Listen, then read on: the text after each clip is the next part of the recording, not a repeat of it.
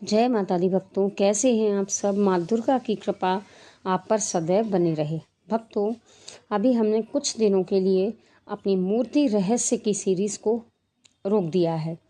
जैसे ही गुप्त नवरात्रि का समापन होगा, उसके बाद से हम मूर्ति रहस्य को कंटिन्यू करेंगे। तो चलिए शुरू करते हैं माँ की कृपा के साथ। बने रहिए अंत तक इस वीडियो में कि गुप्त नवरात्रि में माता जल्दी प्रसन्न क्यों होती हैं, हमारे शास्त्र क्या कहते हैं।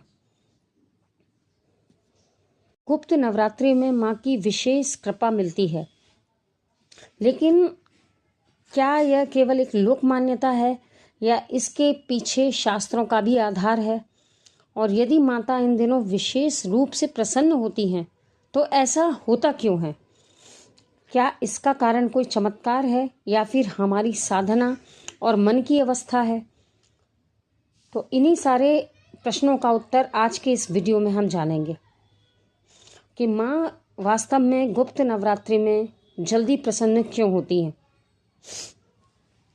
माँ भगवती कृपालु हैं, करुणामयी हैं, और जो दुष्ट हैं, राक्षस हैं, जिनकी प्रवृत्तियाँ गलत हैं, उनके लिए माँ कठोर हैं। तो माँ की कृपा हर समय उपलब्ध रहती है। फिर शास्त्र गुप्त नवरात्रि को विशेष क्यों मानते हैं। क्योंकि गुप्त नवरात्रि एक ऐसा समय है जो साधना के लिए, पूजा अर्चना के लिए विशेष बताया गया है। ये कहा जाता है कि इस समय जो भी हम पूजा पाठ, साधना, उपासना माँ के प्रति करते हैं तो उससे हमें एक विशेष फल की प्राप्ति होती है। साधना की दृष्टि से यह समय अत्यंत अनुकूल माना गया है। और कहते हैं ना कि जब साधना सही समय, सही भावना और श्रद्धा से की जाती है तो उसका प्रभाव अधिक गहरा होता है। इसलिए ऐसा अनुभव होता है कि माता जल्दी प्रसन्न होती हैं। गुप्त नवरात्रि का वास्तविक उद्देश्य क्या है। अधिकांश लोग नवरात्रि को केवल व्रत और पूजा तक सीमित समझते हैं, लेकिन शक्ति उपासना की परंपरा हमें बताती है कि नवरात्रि का वास्तविक उद्देश्य है मन को शुद्ध करना, इंद्रियों पर संयम रखना, जप और ध्यान में मन लगाना, अपने भीतर की नकारात्मकता को कम करना। जब मन शांत होता है तब भक्ति और भी ज़्यादा गहरी हो जाती है, और जो गहरी भक्ति ही माता की कृपा का मार्ग खोलती है। जब हम भाव से, समर्पण से माँ को याद करते हैं, माँ का स्मरण करते हैं, तो भक्ति का जो मार्ग है वह यही साधना खोलती है। दुर्गा सप्तशती में बार बार यह संदेश मिलता है कि माँ अपने भक्तों की रक्षा करती हैं और श्रद्धा से की गई प्रार्थना को स्वीकार करती हैं। क्योंकि माँ को बाहरी आडंबर से अधिक सच्चा भाव प्रिय है।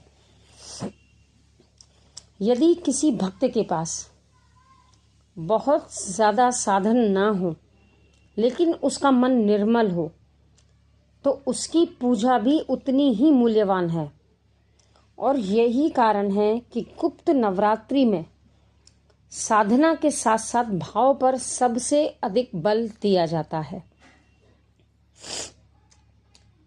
माँ को क्या प्रिय है, सबसे अधिक माँ को क्या प्रिय है।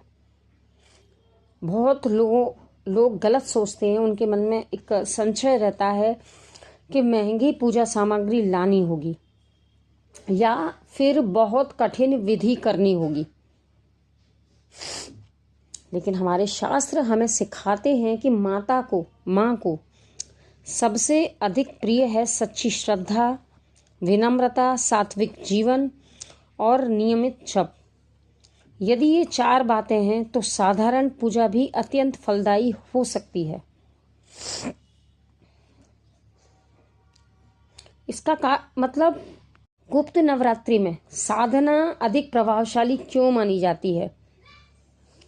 तो इसका कारण ये बिल्कुल भी नहीं है कि माता केवल इन 9 दिनों में ही सुनती हैं।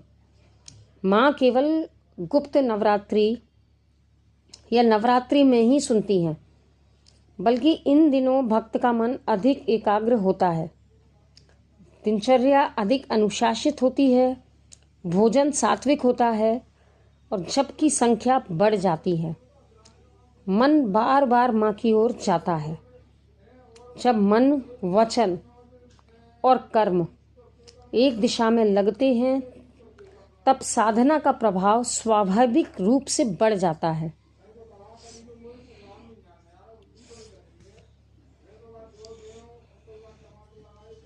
माँ की कृपा विशेष किन लोगों को मिलती है? जो अहंकार छोड़ते हैं, जो दूसरों का बुरा नहीं सोचते, जो सत्य का पालन करते हैं, जो माँ की आराधना स्वार्थ से नहीं श्रद्धा से करते हैं। तो ऐसे भक्तों को माँ की कृपा शीघ्र प्राप्त होती है। गुप्त नवरात्रि में नवरात्रि के दौरान हमें किन किन गलतियों से बचना चाहिए? इन दिनों केवल दिखावे के लिए पूजा ना करें, किसी का अपमान ना करें, क्रोध और कटु वाणी से बचें, असत्य और छल से दूर रहें। पूजा को केवल मनोकामना पूरी करने का साधन ना बनाएं। भक्ति का उद्देश्य केवल मांगना नहीं, बल्कि स्वयं को बेहतर बनाना भी है। अब प्रश्न ये है कि हर मनोकामना पूर्ण होती है क्या? कई लोगों ने ये प्रश्न किया कि गुप्त नवरात्रि में की गई पूजा आराधना से सारी मनोकामनाएं पूर्ण होती हैं। तो ये भी एक महत्वपूर्ण प्रश्न है।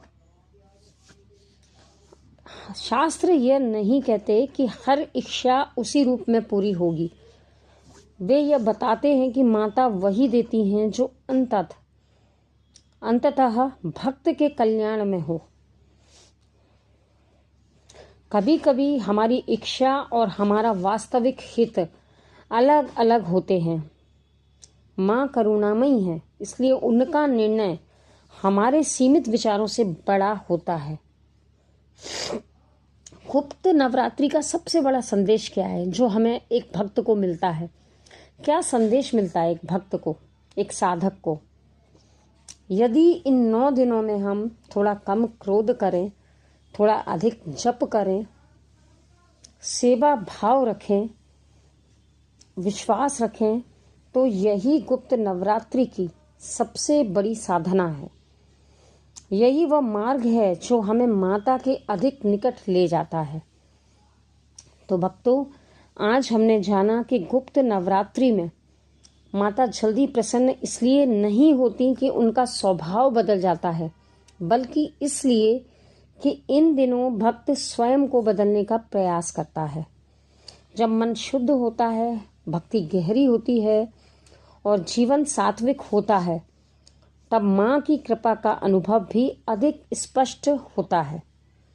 इसलिए इन 9 दिनों को केवल पर्व न माने, इन्हें अपने जीवन को बेहतर बनाने का अवसर माने। तो भक्तों, आपको यह जानकारी उपयोगी लगी हो तो वीडियो को लाइक करें, अपने परिवार और मित्रों के साथ शेयर करें। और यदि आप गुप्त नवरात्रि की पूरी श्रृंखला देखना चाहते हैं तो चैनल को अवश्य सब्सक्राइब करें। अगले वीडियो में हम जानेंगे क्या गुप्त नवरात्रि केवल तांत्रिकों के लिए है या सामान्य भक्त यानी कि गृहस्थ सामान्य भक्त भी इसकी पूर्ण कृपा प्राप्त कर सकते हैं। तो मिलते हैं नेक्स्ट वीडियो में। जय माता दी, जय माँ Jagdamba. Thank you so much for watching my video. जय माँ जगदम्बा, जय माता दी।